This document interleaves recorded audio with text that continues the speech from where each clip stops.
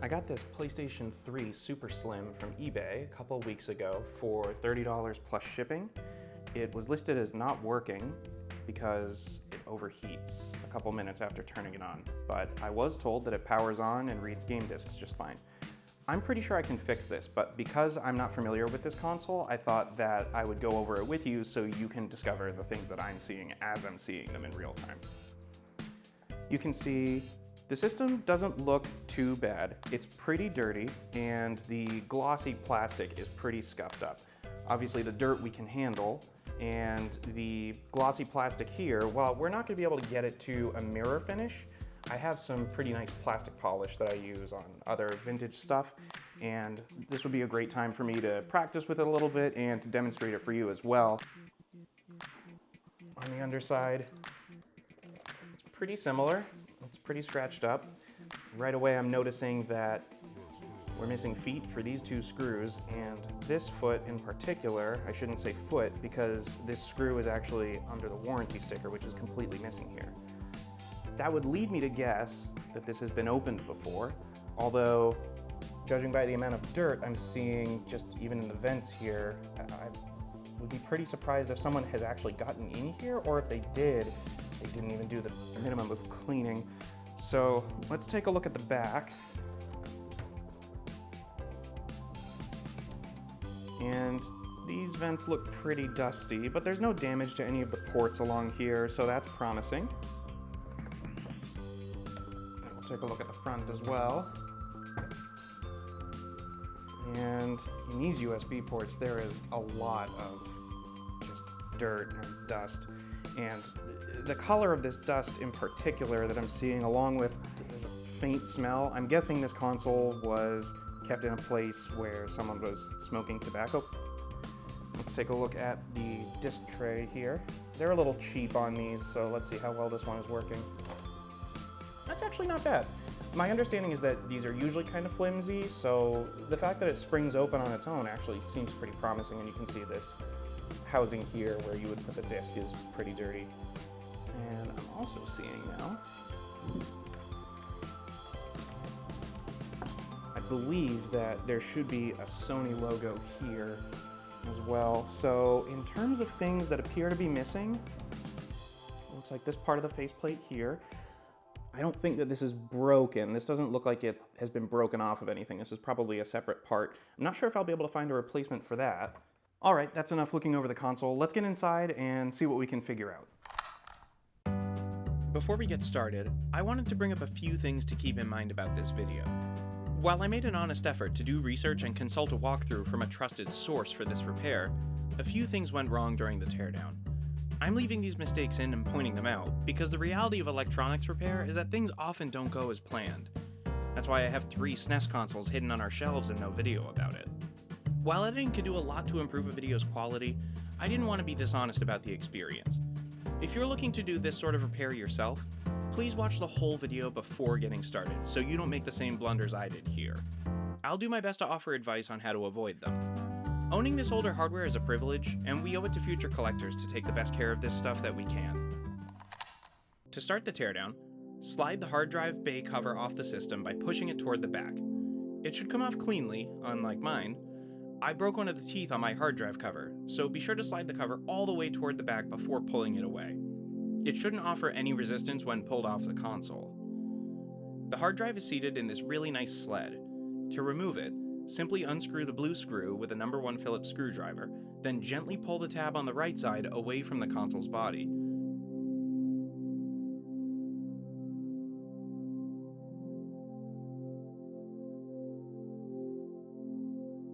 Once that tab is swung out from one side, the whole sled can be pulled straight out of the system.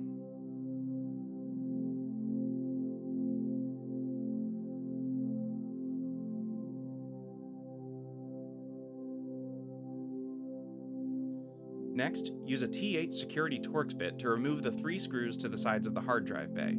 If you don't remove these screws before moving on, you'll damage some parts of the case later in the teardown.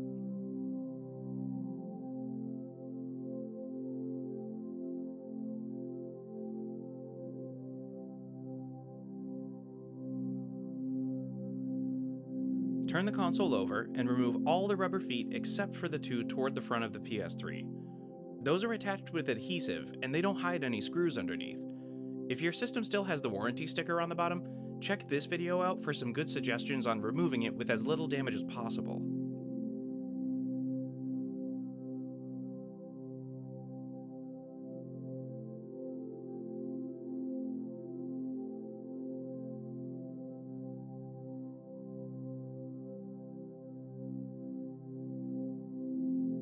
With all these screws removed, the faceplates at the front and rear of the PS3 can be pried up carefully using a pry tool. The structures under these plates are fragile, so try not to insert the tool as far under the plates as I did here. You'll see why these took me so long to remove in a moment.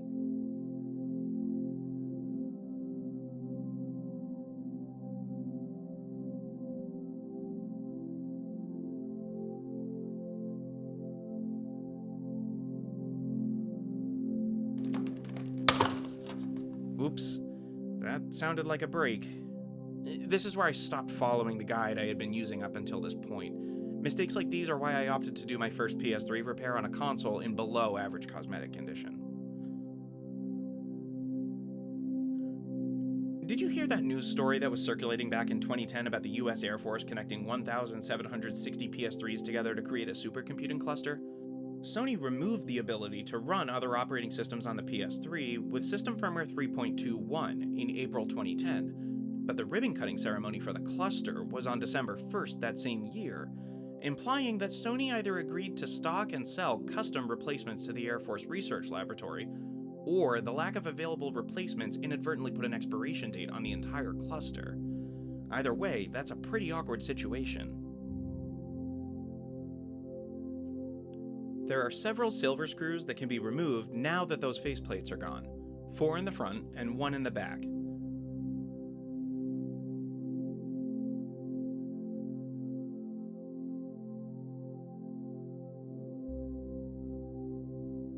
The last screw at the front of my system has had its boss stripped at some point in its lifetime. It wouldn't come out without a little help from another screwdriver.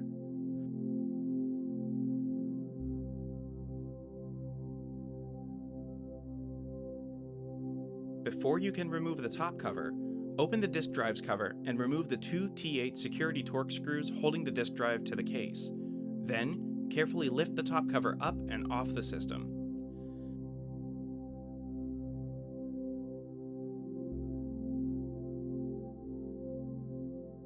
Oof, that is rough. The next step is to remove the disk drive by gently lifting it up and disconnecting the 3 ribbon cables which connect it to the motherboard.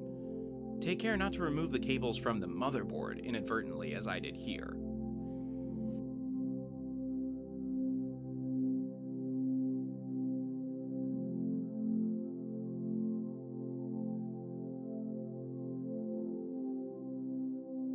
The next thing to remove is the power supply. 2 more screws hold it in, and 1 cable connects it to the motherboard.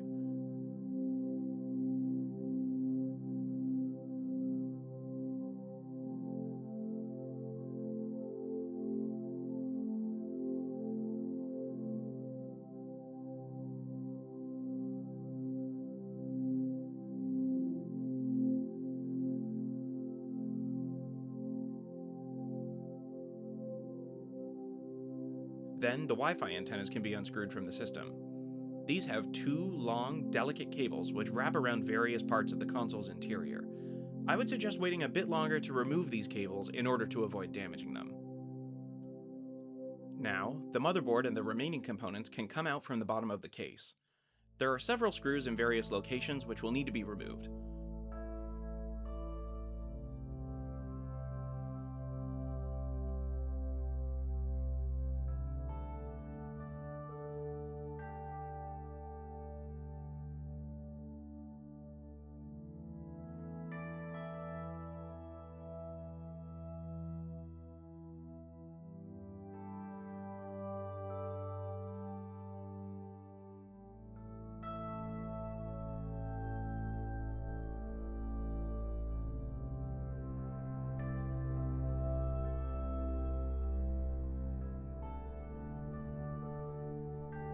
Once the board is out, we can remove the Wi-Fi antennas by unscrewing them from the fan shroud and removing the micro-coaxial connectors from the motherboard. They should pull straight up from the board. It will take a little force, but resist the urge to pry one side up to remove the cables. Try to pull them straight up from their connections on the motherboard. Then carefully unwrap the cables from their various posts and remove the antennas from the assembly.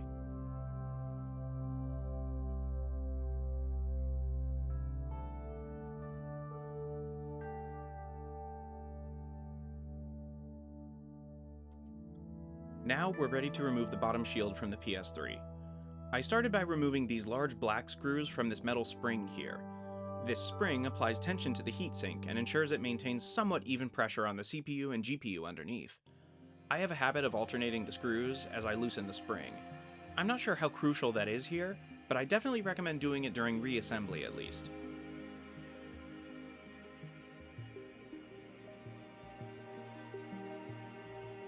After removing the remaining 4 screws, the bottom shield can be removed from the motherboard.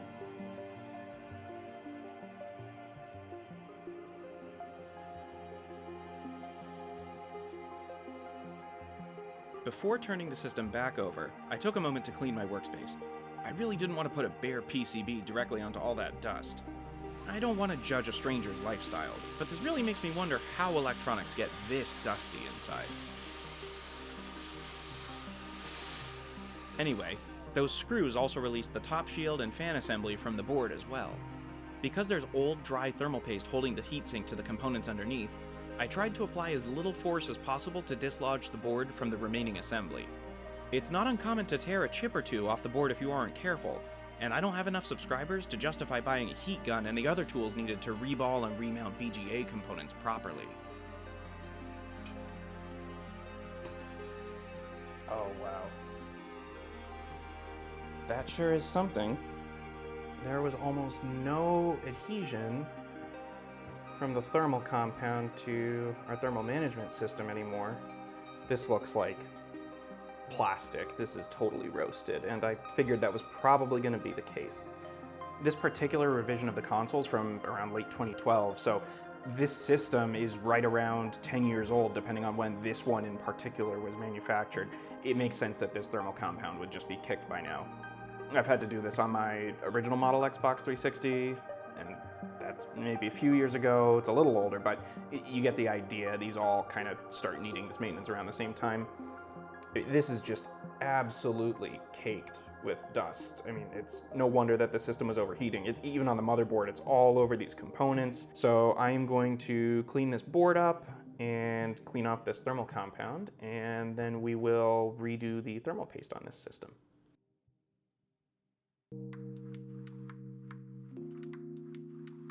Before replacing the thermal paste, though, I wanted to make sure the board and surrounding components were thoroughly dusted. Ideally, thermal paste should be free of contamination between the chips and the heatsink for best performance.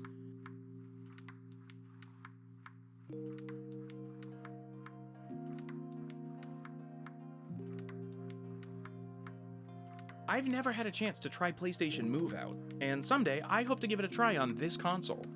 It's not the cost of the accessories that's preventing me from making my dreams a reality. It's the immense living room I need to play safely. So I guess this is a good time to ask you to subscribe if you're enjoying the video.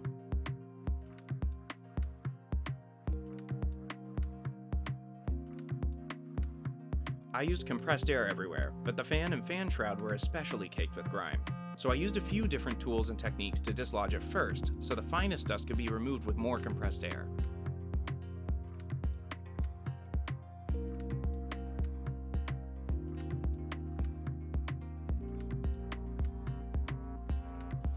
Because it seems this system has breathed in some tobacco smoke in its life, I wanted to clean it up as much as possible.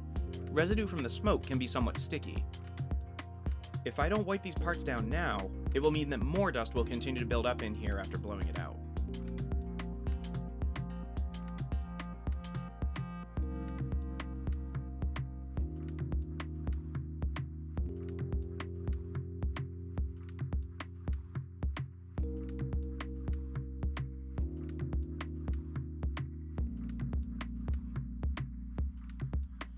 With most of the dust gone, it's a good time to remove the old thermal compound. thermal cycling from years of enjoyment along with natural desiccation make the thermal compound hard and less effective at transferring heat.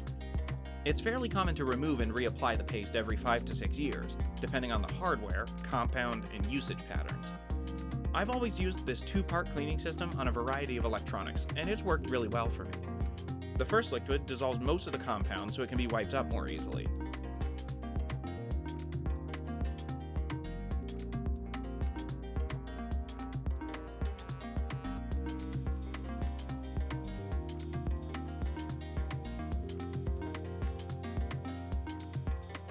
For larger areas like this heatsink, I usually use a paper towel to remove the bulk of the old paste, then move to a microfiber cloth for the remnants. This cleaning needs to be performed on all thermal transfer surfaces. That means the contact surfaces of the heatsinks as well as the integrated heat spreaders on the CPU and GPU.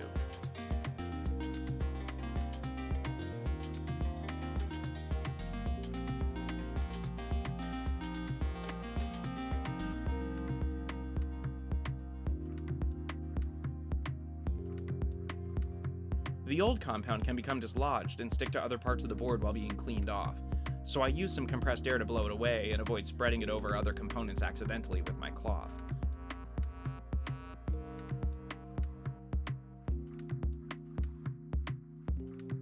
With a little patience and some elbow grease, these chips cleaned up really nicely.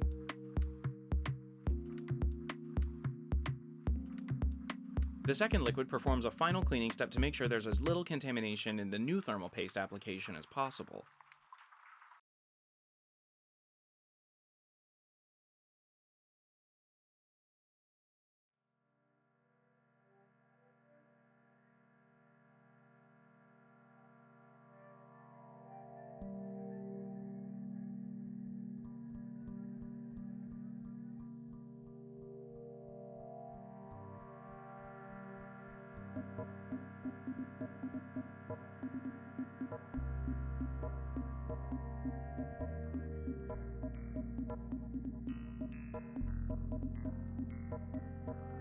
Most thermal compounds come in a syringe, like this one, for easier application.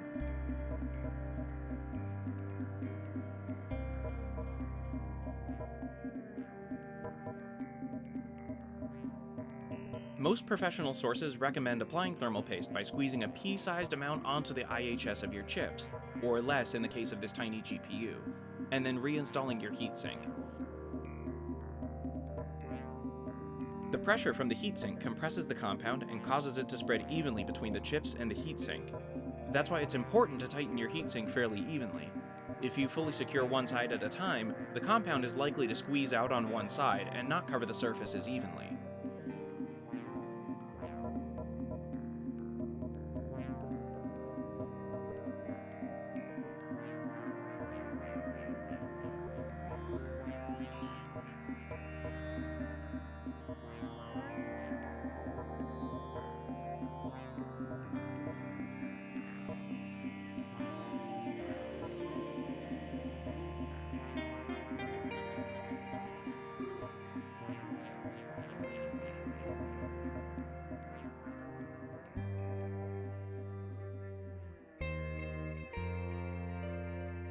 Now here's the cool thing. I forgot to attach the fan and shroud to the heatsink, so you'll get to see how the thermal compound spreads out. The other upside is that I can show you how I typically apply thermal compound myself.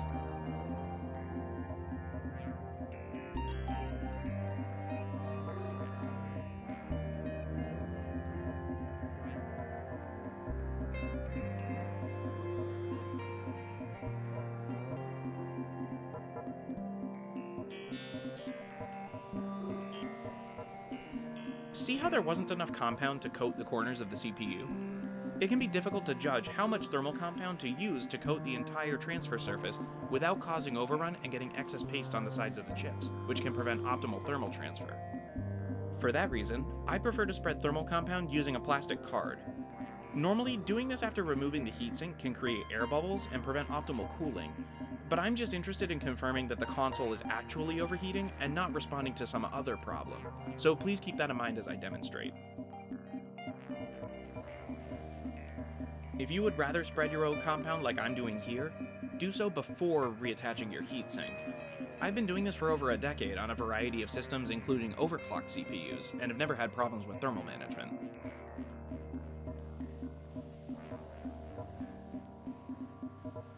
Now, I really had to make sure I installed the fan in the correct order this time, because I don't have any more methods to apply thermal compound that I can show you.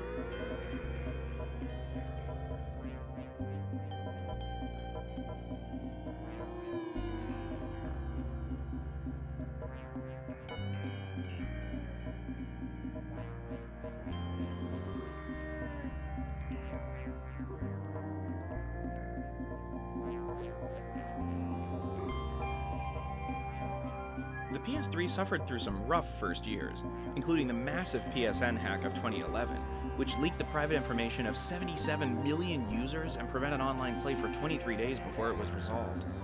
But hey, it has heavy rain, so it's got that going for it.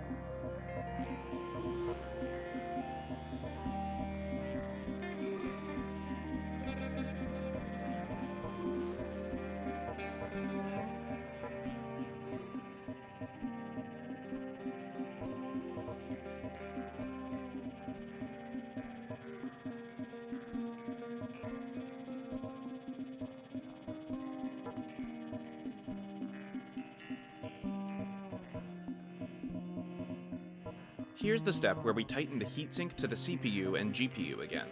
Remember to alternate the screws as you tighten them to ensure the thermal compound spreads evenly. Thankfully, reassembly is pretty easy if you've just disassembled the PS3 yourself. After securing the top and bottom shields to the board along with the fan and shroud, the fan cable can be reconnected to the motherboard. Next, the Wi-Fi antennas can be reattached by carefully pressing the micro-coaxial connectors back on the appropriate spots on the board. Double check that the black and white cables are attached to the correct terminals, then carefully thread them back through their route along the edge of the board and back on top of the fan shroud before screwing the antennas back into place.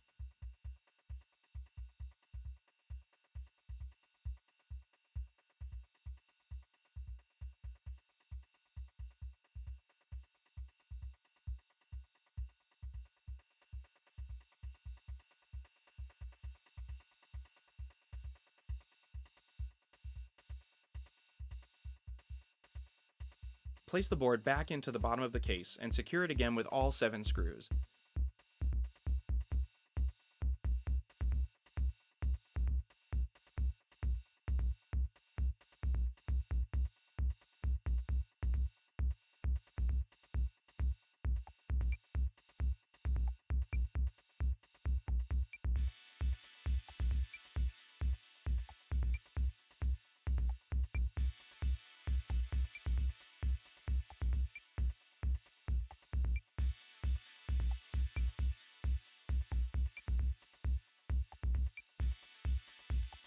Before reinstalling the optical drive, reconnect the power button and LEDs to the motherboard using the small ribbon cable. Next, reconnect all 3 cables between the disk drive and the board by gently pressing them into their connectors.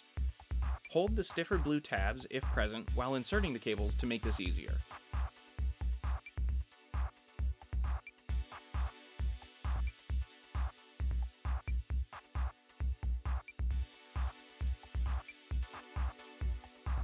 Carefully lower the power supply onto the motherboard pins which stick into it.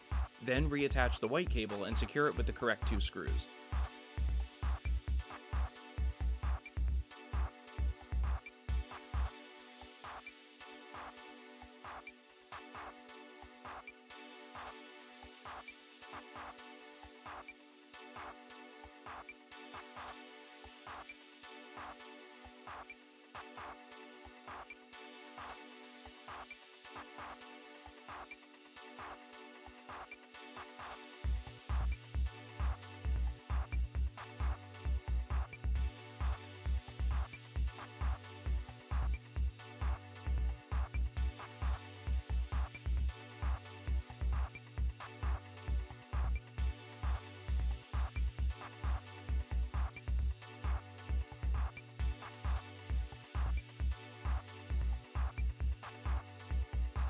Put the top of the case back on and secure the security torque screws to the disk drive.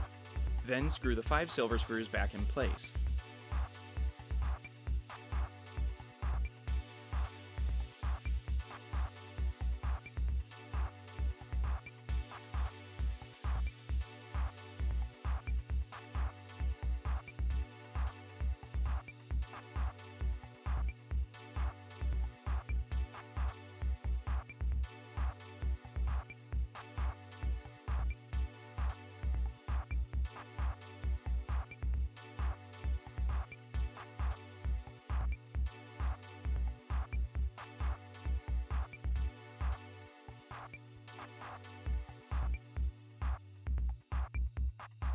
Whoops. There goes that troublesome screw from earlier.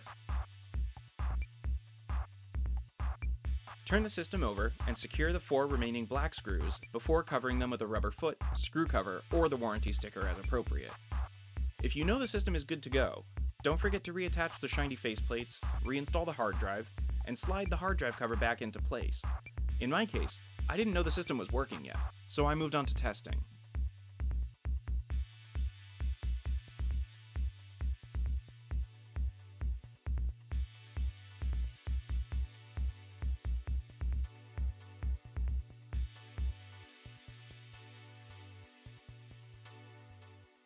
Where the heck is an HDMI cable? I don't think I have one spare over here anymore. Oh, I do. Perfect.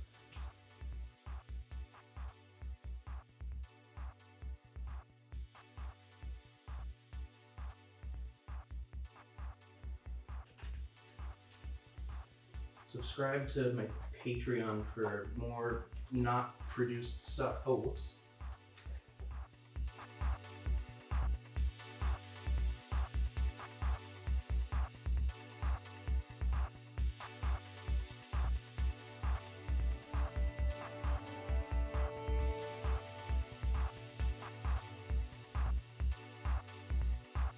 There's definitely air moving. Let's see what happens when we play a game.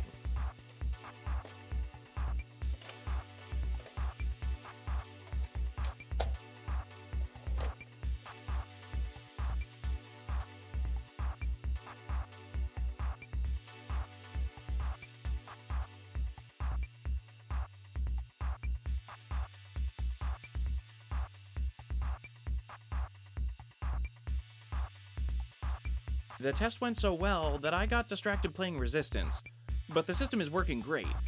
I'm working on a follow-up to this video right now about fixing the damage I caused during this teardown, replacing some missing parts, and even making an improvement or two to this PS3. Once it's ready, I'll be sure to include links to it in this video's description and the outro as well. Thanks for watching. I hope this video was helpful or informative to you. If you're subscribed to my channel, thank you. If you aren't, please consider subscribing to support my work. And either way, please leave your thoughts on this more transparent, less edited take on my repair videos in the comments. I'd like to know whether you enjoyed it, and if it's a direction I should take for future repairs. Thank you, and I'll see you next time.